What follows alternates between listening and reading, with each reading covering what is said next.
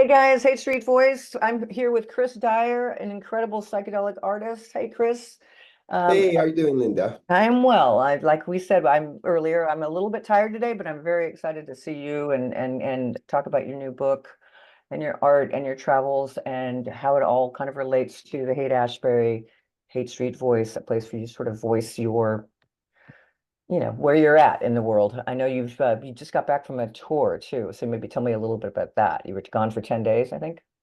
Yeah, I'm always in and out a lot, but the last bit of the tour was in Oregon. I was doing some live painting events and murals and book launches. So yeah, I was out there on the West Coast and now back in my home of St. Petersburg, Florida.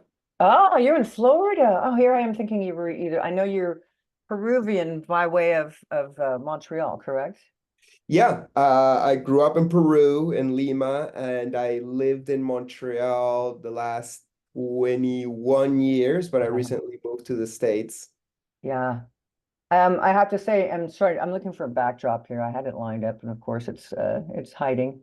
Um, I love your candidness in the book, that you're really, really honest in your storytelling and the things that you've been through.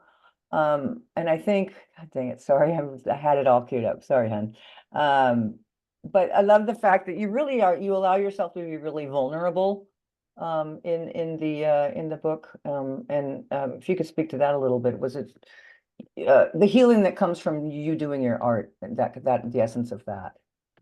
Yeah, because as we spoke before, like I grew up in Peru Yeah. as a sensitive, artsy kid, and being that Peru is more like a macho country, and I went to an all boys school, and most people are not sensitive, artsy people. I had to build all these armors to hide the real me, to protect it.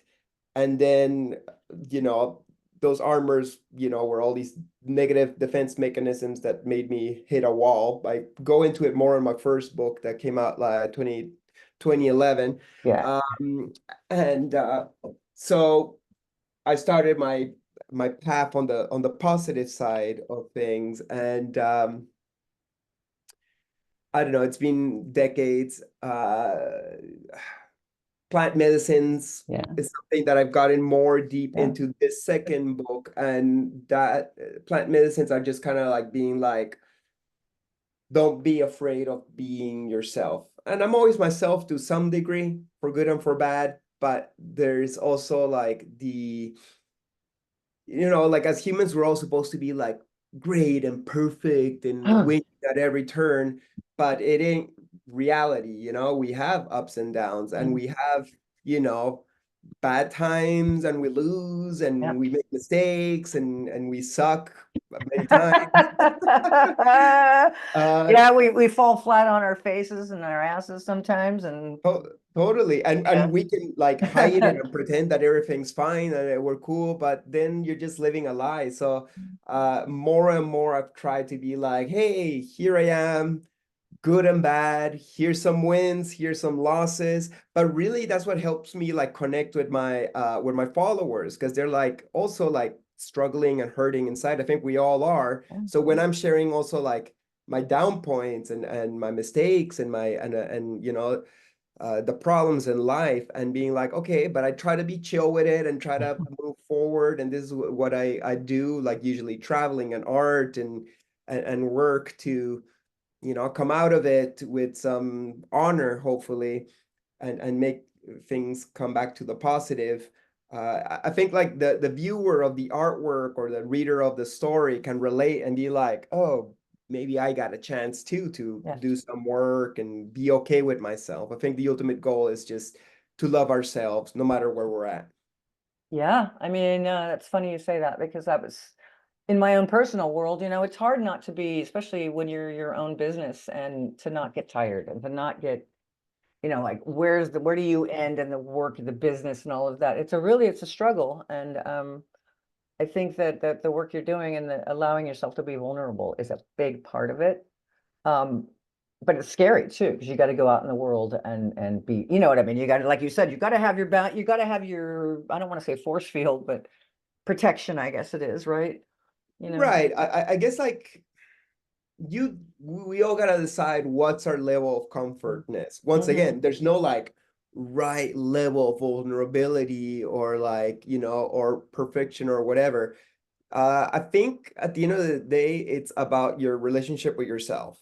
Yeah. It's like, hey, I know I got some issues, I know I got some traumas, I know there's some things that I love, some things that scare me. And instead of judging myself like, oh no, you should be perfect, nothing should scare you, and you should be like super brave at every single turn, and be like, no, I am what I am. And Yeah. I just Yeah. gotta like accept that and love myself no matter what. And if naturally I get out of it, cool. Till then, I'll be okay with myself and work with myself and not judge myself. And I think once you get comfortable with yourself, you put down your defenses and you don't treat the world as an enemy that's out to attack you because you're not fearing it so much because at the end of the day, you're like comfortable. And if everybody puts down their defenses and everybody's comfortable with itself, then we can all love more. And if we all love more, I think we got better chances of making a world where everybody wins.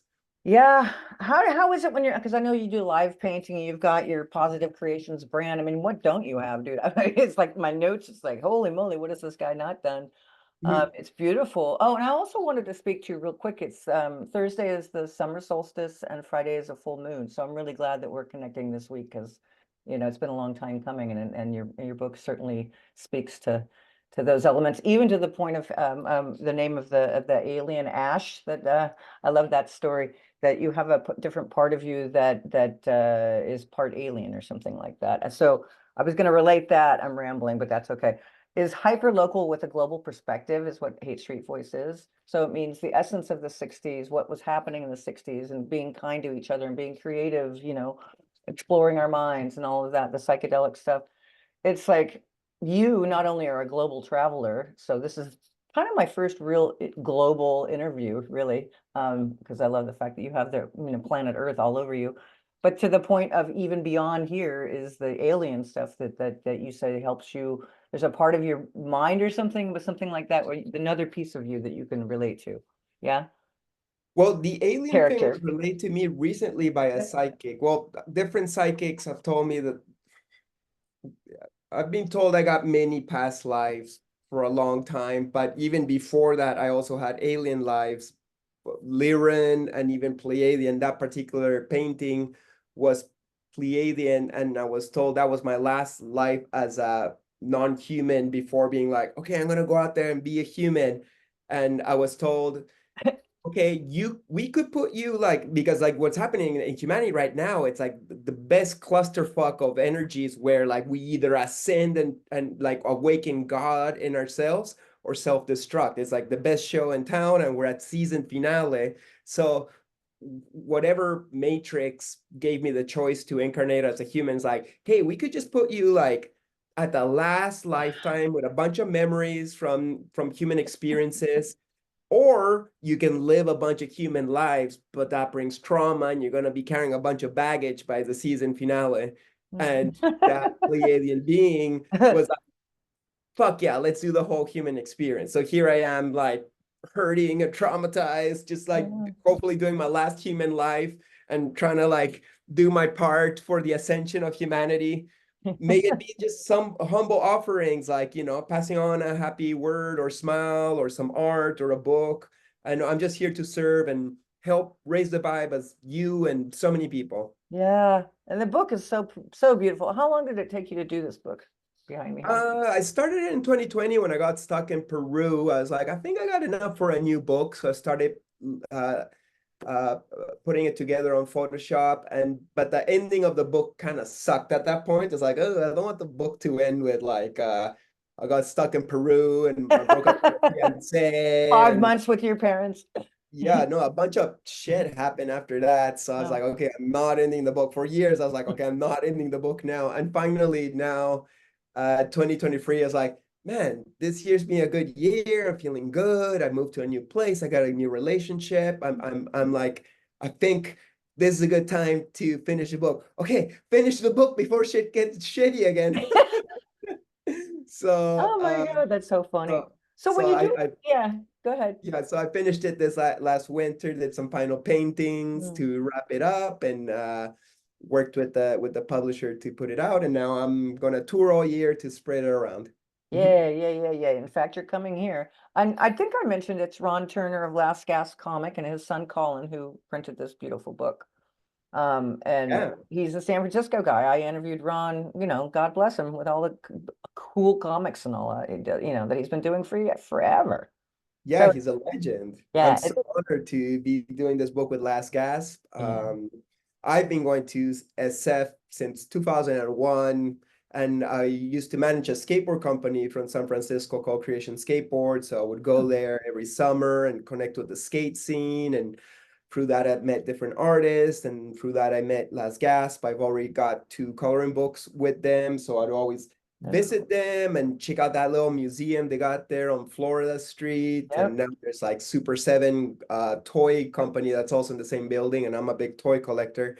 But yeah, when I wanted to do this new book, I like Last Gasp was for sure the people I want to work with, and luckily they were down for it. And I mostly work with Colin, the son, because Ron's a little bit older and Hmm. retired, but he's Hmm. still around. And Hmm.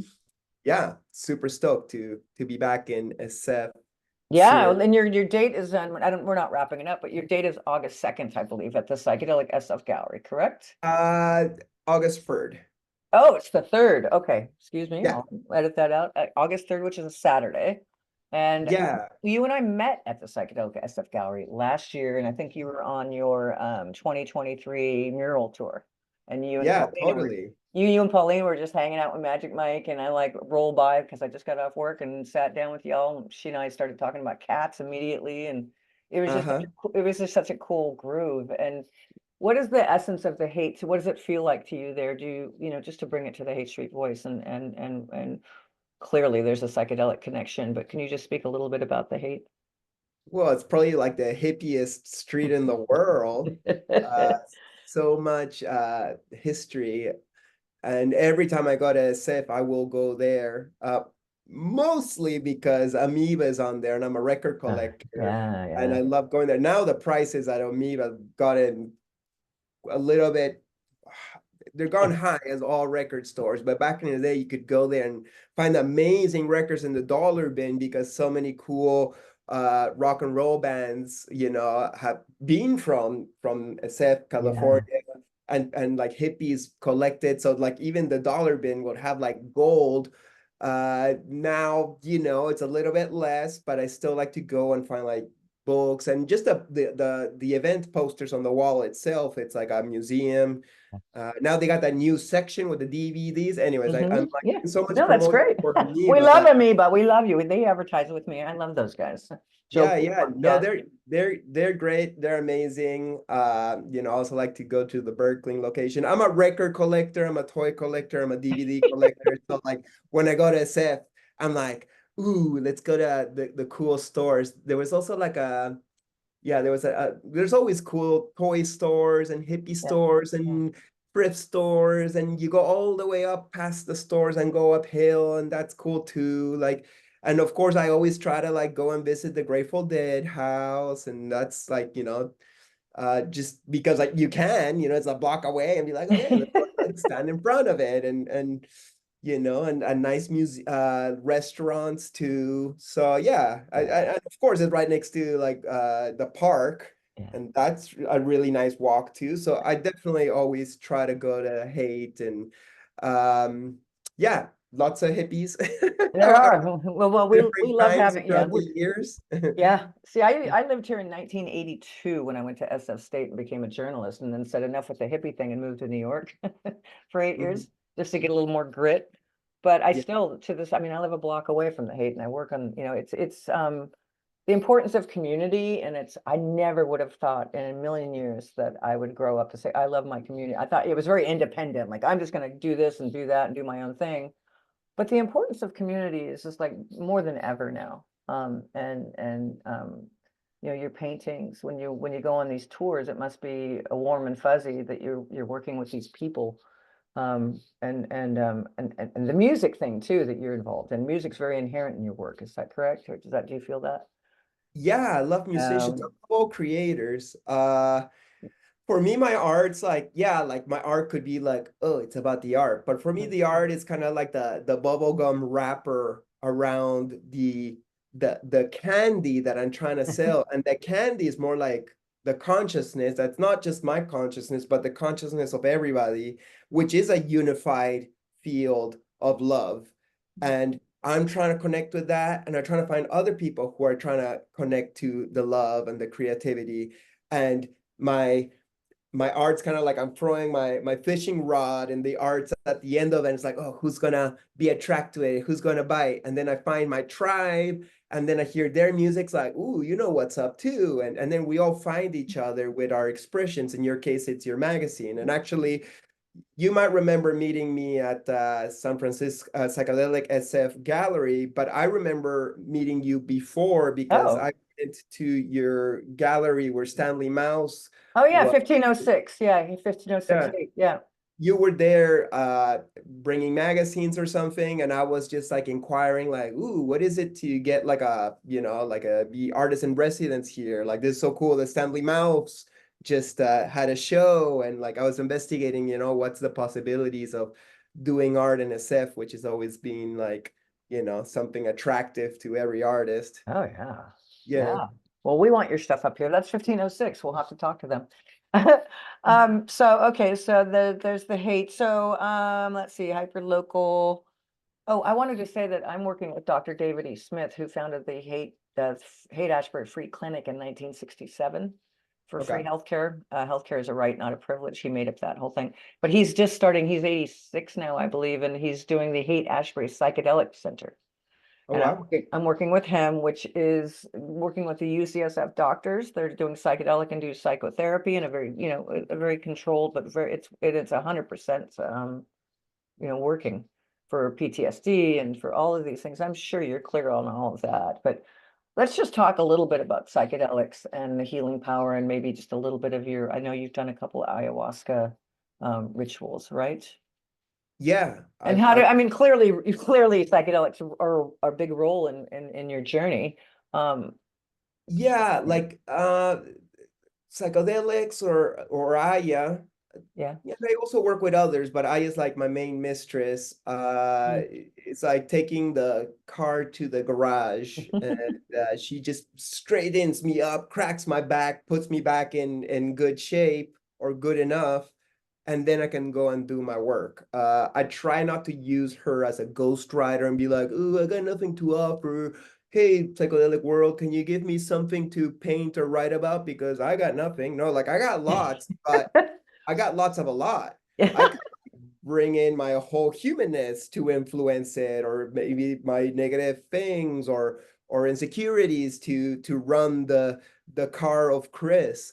Instead, I rather like let my higher soul, my love, my good qualities run the show. So yeah, I worked with ayahuasca over the years. It's been like 45 ceremonies till this point, even though Wow. I'm kind of like on a hiatus, not like I can't do Aya right now. It's just kind of like I'm feeling okay, so I'm not looking it out. When people invite me, I'm like kind of like, oh, I'm good right now. I don't know, later on, or if it's something that feels like I must do it in that moment, like I'll go and commune with my interdimensional family and be reminded of who we really are on the other side. But I kind of got the gist of it pretty clear, and from that direction, I'm just trying to walk a path knowing that I'm an avatar in some kind of God dream consciousness video game to experience reality and trying to get back to itself. But it's the video game's so long, no rush, I don't have to be enlightened right now. It will happen when it happens, and I don't want to put extra pressure on myself. Actually, the pressure makes it more difficult. I'm just trying my best every single day and forgiving myself and loving myself through all the mistakes. Mm. Oh, that's beautiful. Because I know in the book you talk a little bit about that you were drinking to excess and you were out of shape and you were really worried. So my papa used to always say, the higher the highs, the lower the lows, and you can't know the highs without knowing the lows. And I think everybody knows that. Like we all go through really dark stuff. But then when we get to it is higher. When you get out of the darkness, that higher is higher. And that for me is through my writing, the photography. Then I start getting in that groove, like you said, that zone or whatever. And I'm sure when you're painting and stuff, it's really healing for you. Did it have a big part of your healing journey? I mean, clearly. Yeah, painting, it's a really nice meditation. It's very like calm and Mm. slow. You're just sitting, which is treacherous on weight gaining. So yeah, I just built a mini ramp in my backyard. So when I'm sitting too much on my office or painting, I go out there and just skate a little bit and get, like sweat a little bit because I'm at mid 40s. But Yeah, uh I go for a power walk up and over Buena Vista every day. It's just like, all right, go. yeah, that's a 25 minutes. great. You know what I mean? Just get the body like, okay, get out of the head, that whole thing. Oh yeah. Skating relates to your painting too. I mean, skating is, I know so many, the skater culture is a really beautiful, I have a friend down in Alabama and he's an avid skater, and there's something really beautiful about that world. Can you maybe speak and relate that a little bit on how that was a big part of your journey? Yeah. The skating Yeah, I've world. been skateboarding since 1986. I Mm. was a kid, obviously, and it's always like intrigued me. It's like rebellious and you can hurt yourself and it's illegal in many cases. So it's like, Oh. it's kind of like graffiti, where like it's the kind of art that you're not supposed to do, that it's illegal, it's bad. That also attracted me as skateboarding. Like you're not supposed to go out there skating in the streets. Uh, and once again, like I'm 45, maybe I shouldn't be skating. Like I got to protect my hands.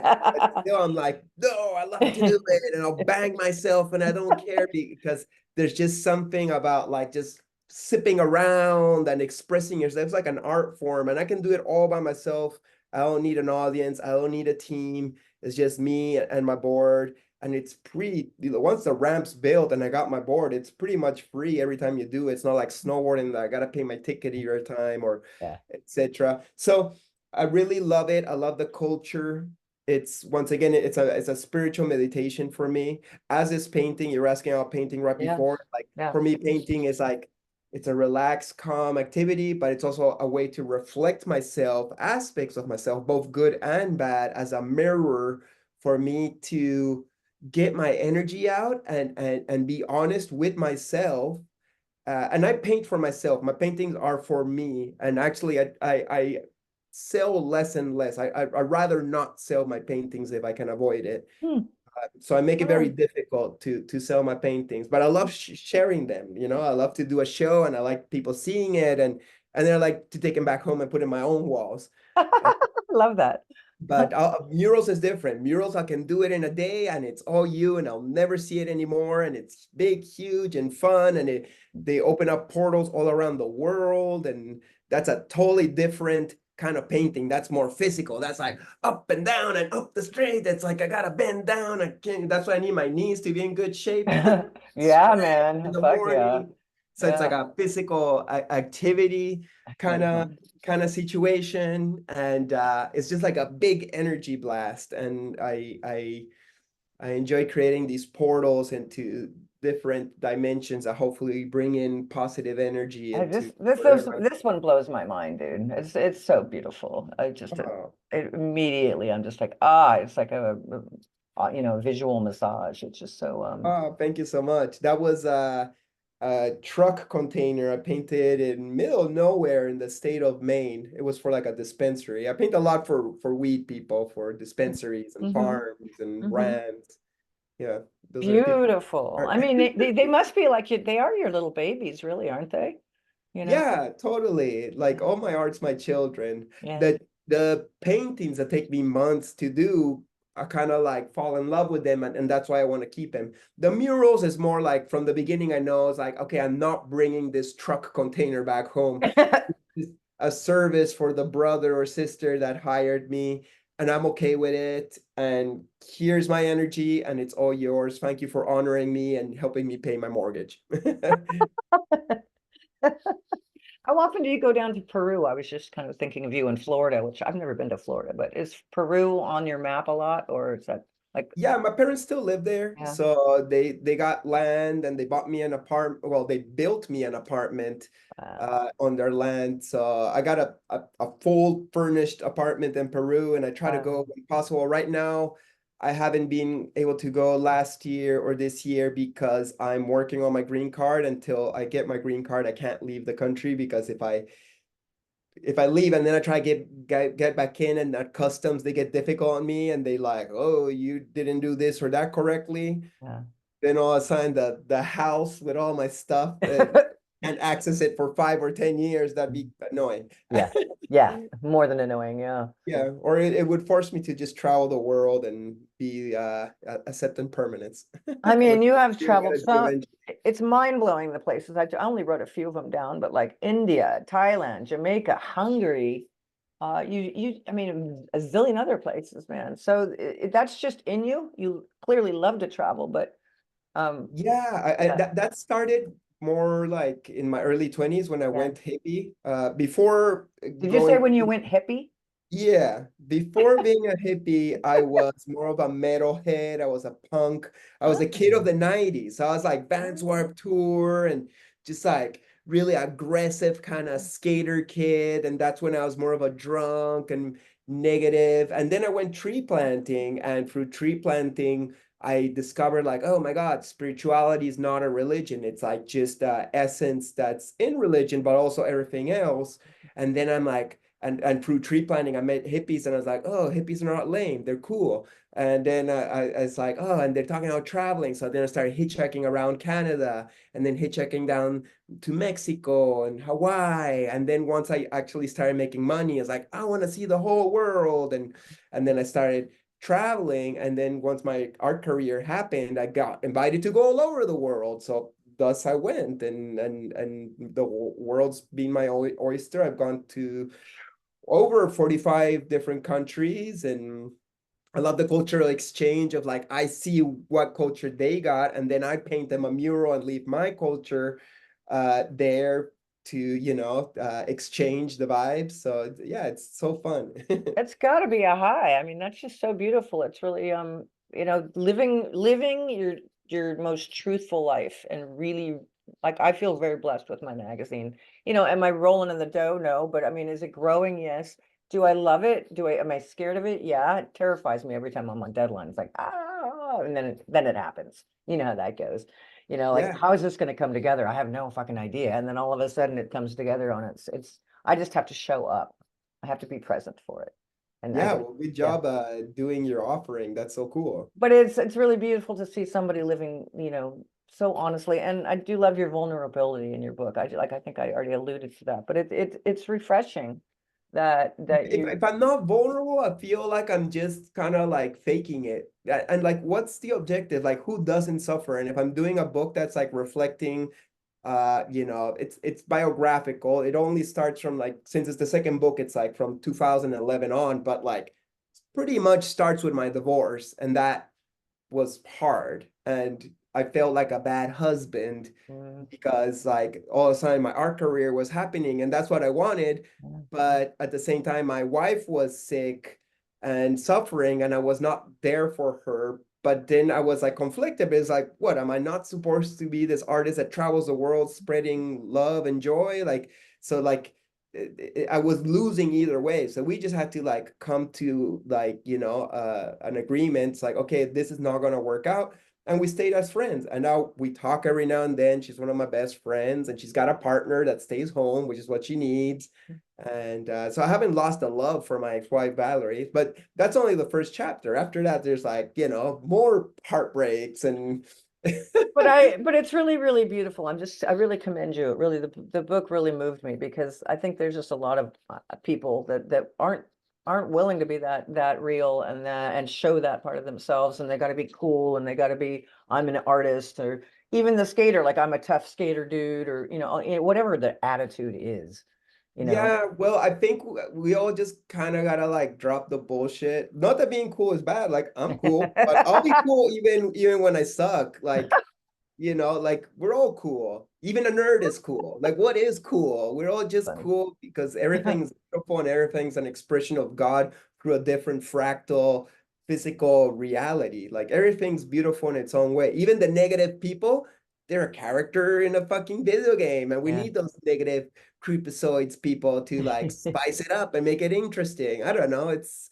like Spider-Man is great because he's got like so many great villains in his life that want to destroy him. I think that's cool too. I love that. Well, I will say this, living in the hate, they think it's all unicorns and rainbows and everything, but things, it's learning how to float through, the ups and the ebbs and the flows and and I think of skateboarding for you, doing that, a river doesn't stop just because there's a rock. They go with the flow. And that really is kind of the theme of this edition. For the summer edition, I was saying it's the summer solstice, and then we got a full moon, and it's kind of like all of us just really really going with the flow and allowing whatever it is to really be what it is, instead of like, oh no, that's a bad thing over there, or oh, we can't have anything but unicorns and rainbows, because it'd be completely boring. Right. Well, first and foremost, I'm a Pisces, so I'm a I'm an flowy, Aries. watery, fishy by nature. But second, ayahuasca is not a fun ride. It has fun, cool points, but it's like, let's go and do something very uncomfortable. Like the body in itself is like, what the fuck's going on? What is this interdimensional reality? It's like, this does not match what I was here to be done, because like in your mind, you're just like so expansive and eternal, and you've left time and space. And ayahuasca is just telling you like, surrender, motherfucker. Like, just surrender, surrender, surrender. Whatever happens is what's meant to happen. And right now, just let me do my thing. Trust that everything is good right now, and that everything's to make you better. And when shit goes down in your life, trust that too, because that's going to take you to a better place in the end. As much as you don't enjoy it, just roll with it. And that's Totally. what humanity has to go through right now. Well, humanity is gonna like, it's the shit's hitting the fan more and more, and it's only gonna get more radical. And if we don't learn how to flow and work with it and be resilient through it all, like, I guess we're just gonna what, like tap out, suicide, give up. I don't know. I'd rather keep on playing the video game if I can. It's my nature. Excuse my cough. I got a tickle. I got a little hair in my throat. I'm so sorry. It's Yeah, part of no the problem. deal. That's what's happening. I have something in my throat. Surrender to the throat Yes, tickle. I'm surrendering through my tickly throat. Okay, we only have like a few minutes left, so I would like to ask you what I like to ask everybody is, what would you like to say to the hate community itself? But it's hyper local with a global perspective, but communities everywhere. What would you like to say? This is the Hate Street Voice, so you can voice whatever. You had a blowhorn, you can tell the world. What would you like to say? I don't know, like just don't worry, be happy. Like, same thing I was saying 2 minutes ago. Like, sometimes shit's bad, sometimes shit's good. Let's make the most out of it. Don't spread the bad, like if you're holding on to like bad feelings, you're sad, you're angry, you're frustrated, don't pass it on to others.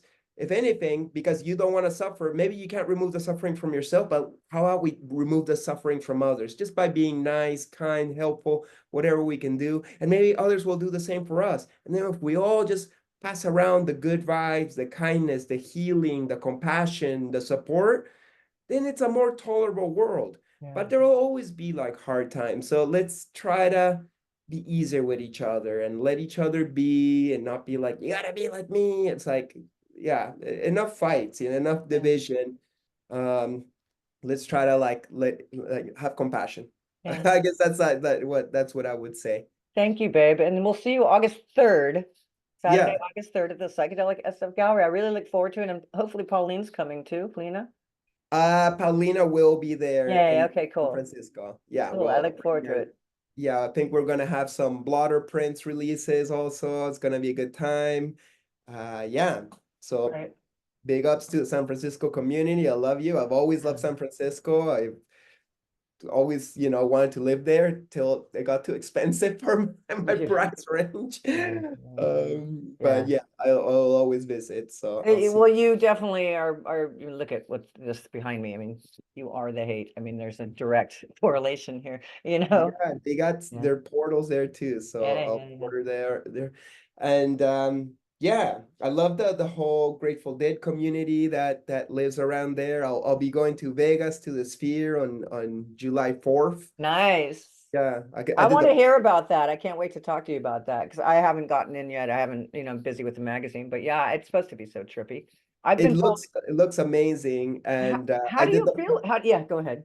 I did the event poster for that weekend of Oh, yeah. July 4th. So I can't release it yet. It gets released at the event itself. So I can't wait to go there and see my poster around and see the show. Ooh. But yes, should be amazing. It was such an honor to be asked. Maybe I'll have to dial that in. Maybe I'll be up there too on August 4th. That's something to aim for because this magazine will be out by then. So I'll come up Yeah, and hand out. July 4th, like the day of your Independence Day. Yeah. Yeah. Oh, I like that. Because I could use a Yeah. little, I could use a little shaking of the bones and all of that. Yeah, totally. Well, I hope you can make it. I'm Yeah. sure you got like contacts that could help you like get some tickets or something. I've Because I got to know call into Bobby, actually. yeah, Yeah, nice. yeah. So we'll see. And I'm trying to get him on the cover, but I love you, Bobby. If it's not now, it's September, it'll be the fall. But yeah, lots of love all around. And thank you for this book. It really is beautiful. I mean, almost to tears, good tears, but it really moves me that an artist like yourself could really be that vulnerable because I tend to try and be too tough sometimes. And it made me feel like, hey, Linda, it's okay to be real, like we said. Yeah. Yeah. Vulnerable is not weakness. It appears like weakness because it's like, oh, I'm feeling tender. Yeah. But there's something about being like strong enough to owning your tenderness. Like I'm tender right now, but I own it and I'm cool with it. And here I am in all of my open heartedness. My heart won't be closed. My heart is open both to receive love and to give it. Because if I close it, it's hard to like really give without fear or without agenda. And I think the world will evolve into a more loving world once we all open around our hearts and spread the love without fear of being. It's really beautiful. I mean, I think the whole world, it's just so imperative right now at this point in time, of healing ourselves and loving ourselves. It really is. And Yeah, no, it's clearly, the name of the game. yeah, This is what's gonna save us. yeah, Well, and clearly, you can feel the love in your work. So we thank you. Oh, my kitty cat wants to say goodbye too. Let's see. There she is. hi. Oh, disappeared. Yeah, she's in the ether. All right, Chris, thanks so much and have a beautiful one. We'll see you, if not on July 4th at the Sphere. Sphere is Yeah, happening in Las Vegas. Then I'll see you August 3rd here in the hood. sounds good, Linda. All Thank right. you so much. Yeah, Blessing. man. I'm really, thanks for reaching out to me. It means the world. It really does. It's Well, beautiful. yeah, of course. Thank you so much for sharing my art with your community. Yes. Okay, babe. We'll see you soon. Bye. Bye. Blessings. Bye. Peace. Mhm. Peace.